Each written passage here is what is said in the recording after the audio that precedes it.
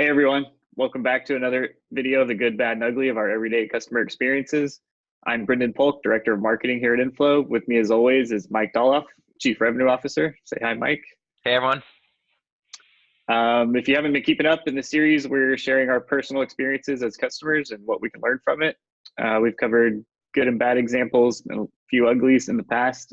Today we have another bad story to share about Mike's movie theater experience over the holidays. So I'll hand it over to Mike to tell you more about that.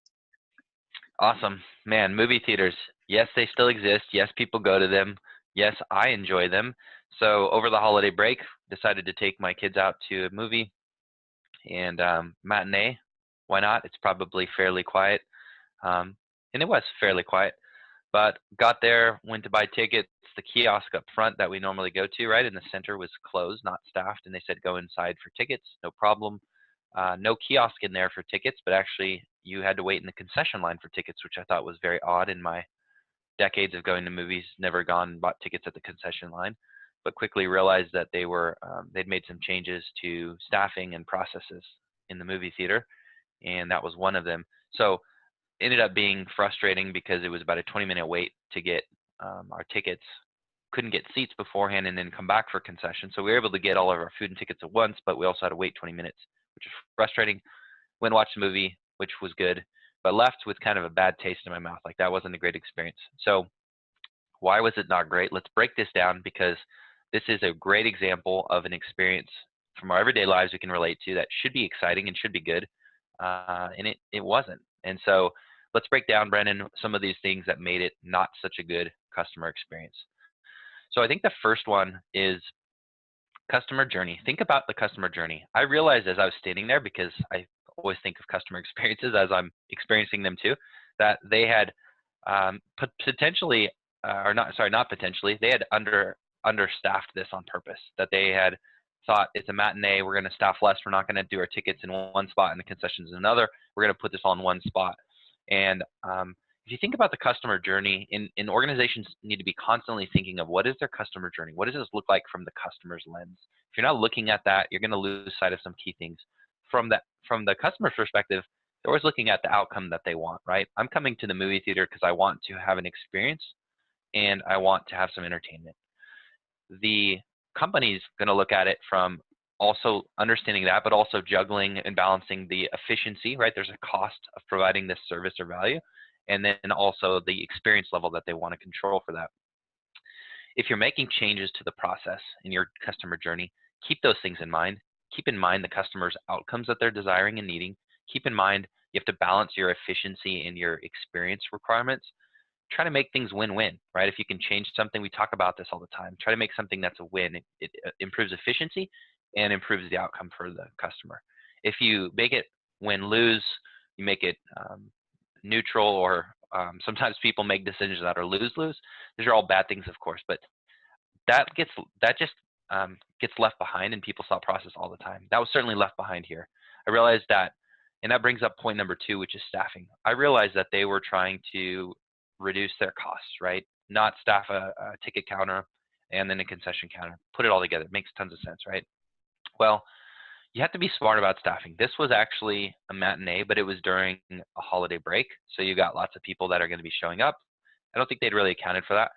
Know your customers, know their patterns, staff accordingly. That's a really important point that we see all the time. And I think intuitively, people have a good sense of that. Oh, we have a lot of calls or a lot of interactions if we're a call center towards the end of the month or on Mondays. And understand those patterns, plan accordingly. The other side of that staffing piece, though, is I get that everyone's trying to control. Staffing is a huge topic that comes up all the time for customer experience. Oh, it's hard to find people. We're growing faster than we can staff for. That's totally fine. What about this solution, though? What about if they were trying to reduce staffing and they'd given me a self-service kiosk to go into? That's an opportunity for them to not have to staff up. Yes, they invest in some technology, but it gives me the outcome I need, which is getting tickets. They still, until they can figure out how to have robots serving food in the concession stand, can have people there. That's great. My outcome's happy then. So there's other ways to solve for staffing. A lot of times we're telling customers in organizations, look at technologies and processes that can save time but deliver the same outcome, right? So that frees up time and frees up your human capital to focus on the things that you want to have them focus on, maybe delivering that white glove experience without having to do some of the administrative parts, whatever it is. So think about that. That staffing piece is critical, and they completely, I think, flubbed this one. The next one, cost savings. I know standing in line, and maybe this is my cynical lens on customer experience, but they were clearly driving like a cost savings initiative here. That was very apparent to me. The reality is, for me, again, it's this whole penny wise, pound foolish concept, right? They were saving maybe a little bit of overhead costs by funneling everybody into this line.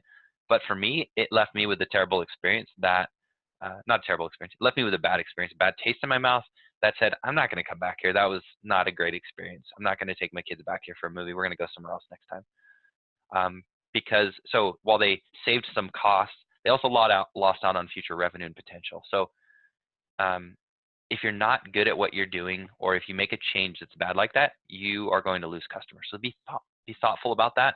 Cost savings aren't always what you anticipate them to be. So be very careful about things that change the customer outcome. And the last one, bonus, master your core purpose. What do I mean by this? Guess what? After waiting in line for 20 minutes, I ordered a giant tub of popcorn because we've got kids that love popcorn. And who doesn't like popcorn with a movie theater experience, right?